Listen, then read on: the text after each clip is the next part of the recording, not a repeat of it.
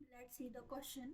And the question says, how did the development of cotton industries in Britain affect textile producers in India? Question आपसे पूछ रहा है कि जब Britain में कॉटन इंडस्ट्रीज का डेवलपमेंट हुआ, विकास हुआ, तो उसने भारत के जो लोग टेक्सटाइल प्रोड्यूस कर रहे थे, जो भारत की टेक्सटाइल इंडस्ट्रीज थी, उनको कैसे इफेक्ट पड़ा।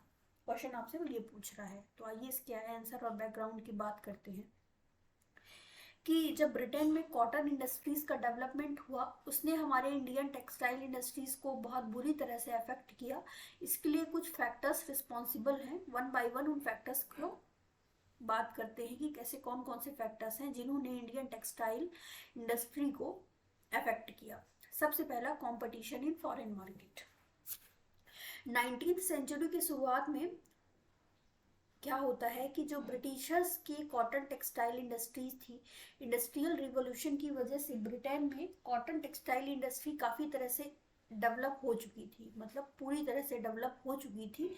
और उन्होंने क्या किया था कि जो इंडियन का जो इम्पोर्ट था, मतलब इंडिया जो एक्सपोर्ट कर रही थी कॉटन टेक्सटाइल, उस पर बैन लगा दिया था। इससे हमको हैवी लॉस हुआ था, क्योंकि हम इंग्लैंड में जो है अपना जो हमारा टेक्सटाइल था, हम उसको एक्सपोर्ट ही नहीं कर पा रहे थे। तो 19th सेंचुरी की शुरुआत में होता है कि जो अंग्रेजों ने क्या किया था, जो भारतीय टेक्सटाइल था उसको बाहर कर दिया था ट्रेडिशनल मार्केट में। यूरोप, अफ्रीका और अमेरिका में जो इंडियन टेक्सटाइल था वो पहुंच ही नहीं पा रहा था। इससे क्या होता है, जो हमारे बहुत सारे वीवर्स रहते हैं वो बहुत, मतलब कि उनका एम्प्लॉयमेंट ही पूरी तरह से खत्म हो जाता है, उनका पूरा लाइवलीहुड ही खत्म हो जाता है। क्यों? क्योंकि हमारा जो मटेरियल हम डेवलप कर रहे थे वो यूरोप, अफ्रीका और अमेरिका के मार्केट तक पहुंच ही नहीं पा रहा था। सेकेंड पॉइंट कहता है बैन ऑन इम्पोर्ट। उन्होंने हमारे इम्पोर्ट पे बैन लगा दिया था। हम जो एक्सपोर्ट कर रहे थे, एक तो उस पर बैन लगा दिया था। थोड़ा बहुत एक्सपोर्ट अगर कर भी पा रहे थे, उस पर बहुत ज़्यादा हाई ड्यूटी वो इम्पोज कर रहे थे। तो हमको बहुत ज़्यादा डिफिकल्ट हो रहा था। हम कुछ भी, हमारे यहाँ जो भी डेवलपमेंट होता था, जो भी प्रोड्यूस होता था, प्रोडक्शन होता था, हम उसको एक्सपोर्ट ही नहीं कर पा रहे थे। इसके बाद उन्होंने क्या किया, हमारे इंडियन मार्केट को कैप्चर कर लिया। 1830s के शुरुआत में क्या होता है कि एकदम से जब इनके यहाँ इंडस्ट्रियल रिवोल्यूशन आता है और इनका जो कॉटन इंडस्ट्री रहता है, टेक्सटाइल इंडस्ट्री काफ़ी तरह से डेवलप हो जाता है। तो ये क्या करते हैं, और तब तक हमारी कंट्री का एडमिनिस्ट्रेशन इन्हीं के हाथ में आ जाता है, ब्रिटिशर्स के हाथ में। तो इन्होंने क्या किया, इनके यहाँ जो भी प्रोडक्शन होता है टेक्सटाइल का, जो भी क्लॉथ वगैरह बनते हैं, हमारी इंडियन मार्केट में ये सब इंट्रोड्यूस कर देते हैं। तो क्या होता है कि एकदम से जब इन्होंने इंट्रोडक्शन कर दिया पूरे अपने कपड़ों का, पूरे अपनी टेक्सटाइल इंडस्ट्री का बाजार बना लिया, हमारे यहाँ से रॉ मटेरियल अपने यहाँ ले गए और वहाँ से कपड़े बना के हमारे बाजार में इसको इंट्रोड्यूस करते हैं।